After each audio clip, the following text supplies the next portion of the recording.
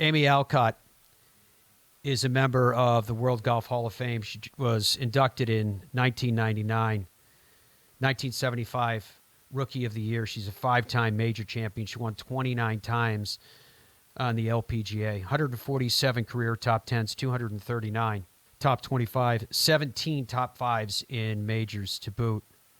She helped design the golf course for the Rio Olympics back in 2016. She, unfortunately, has been directly impacted by these fires like so many. So we reached out to Amy just to make sure that she was okay and to share with us her experiences as yet from this very traumatic event. Amy, how are you? How are you doing? Doing as good as can be expected. It's been a crazy week, a sad week, a devastating week. It makes you put everything in perspective.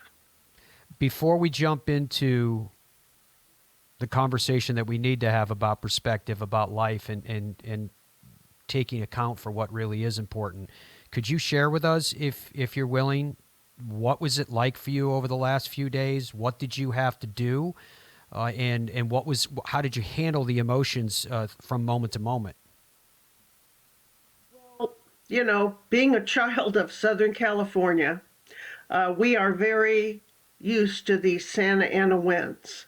They're a part of the fabric of living here in Southern California. But it appears over the last couple of years they have just gotten worse and worse. You would always welcome them because they bring this warm air in the middle of February, and you know you're telling people in New Jersey it's 80 degrees out here, so that's the positive thing about Santa Ana winds.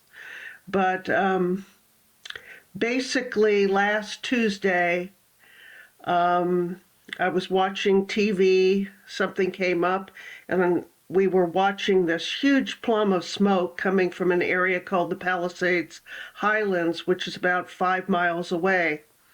It's a one-way in and one-way out street. I know many people that live in the Highlands. Beautiful views of the ocean, everything else. But as they were quickly called, and these terrible scenes of people exiting and mass evacuations out of there because it's like a tinderbox. We haven't had any rain out here.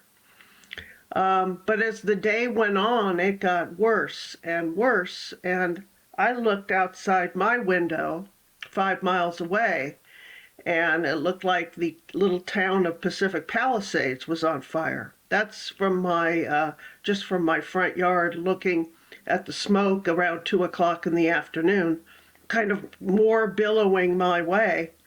So, and that's taken from my roof. That picture is taken from my roof, which sits in Santa Monica Canyon with,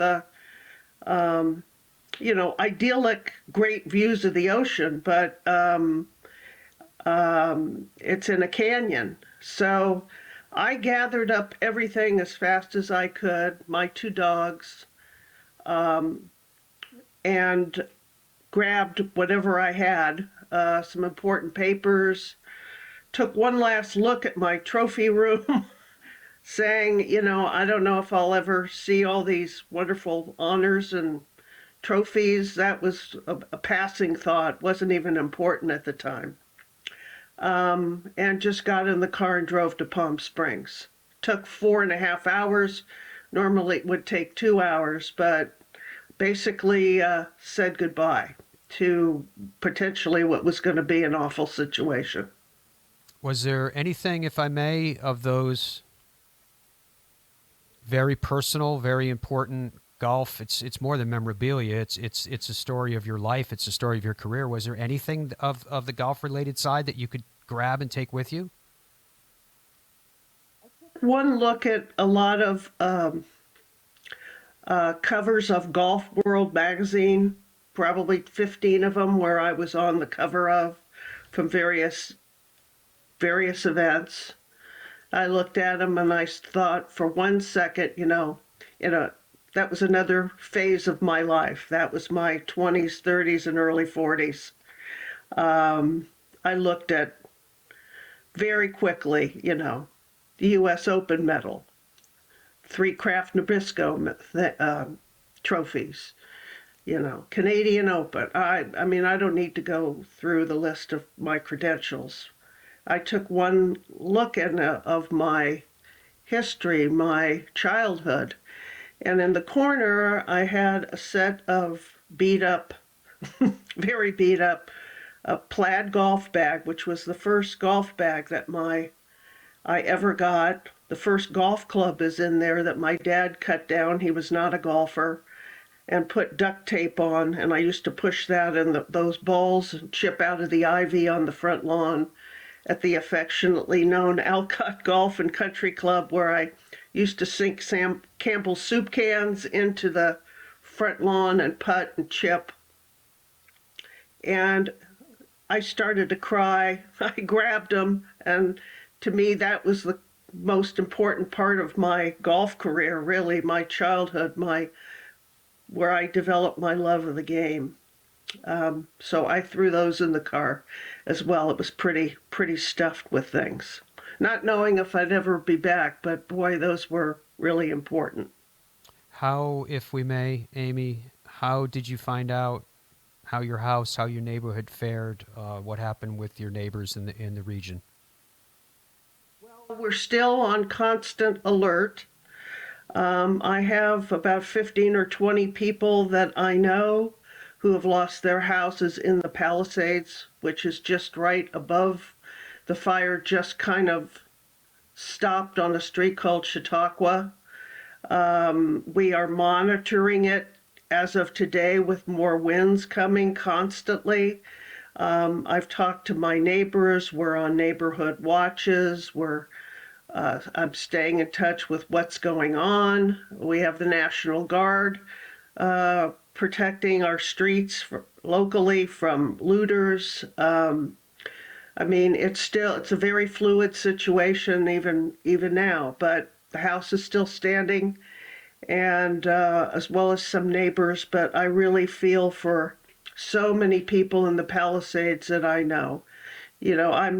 I live with a lot of gratitude. I'm a member at Riviera Country Club, which is probably 5 minutes away from the club. I'm also at Bel Air Country Club, which sadly has lost many people that I know have lost their homes in the Palisades. I mean, it touches everybody. These terrible people who have lost their homes in Altadena and Pasadena and off, it's just heartbreaking, and it's touching everybody. So we're cautiously optimistic. You mentioned Bel Air and you mentioned Riviera, not to diminish the importance and the impact of people losing their homes, but as a golf show, I do, in fairness, want to ask you a question about those two beloved parts of your life too. How have the golf courses fared as yet? Have you heard? Gotten some updates from the owners of Riviera. Basically, it's on lockdown until I think today at least. Well, they're still under a mandatory evacuation, like I am, awaiting that.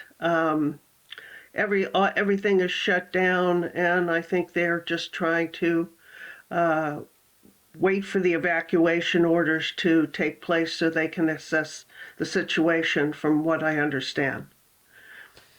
Absolutely devastating. In terms of the community, from what's left of your community, how have people come together? Are you able to get the water that you need, the food that you need, the social services that you need? Is there any way that you know of that we, the rest of the world, can help?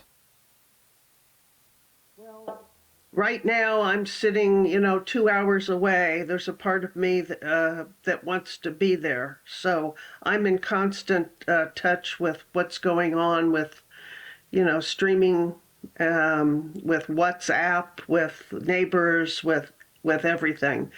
I think people just need to watch the news and look at the resources that are available to, sending clothes, providing food. If you live in Southern California, I know that there are many outlets that I'm seeing myself on TV that are taking food for people.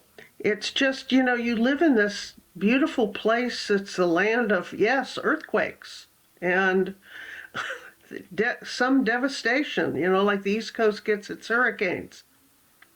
We've had some terrible fires over the years. Northern California, Paradise Fire, towns devastated. But you never think it's going to happen to you.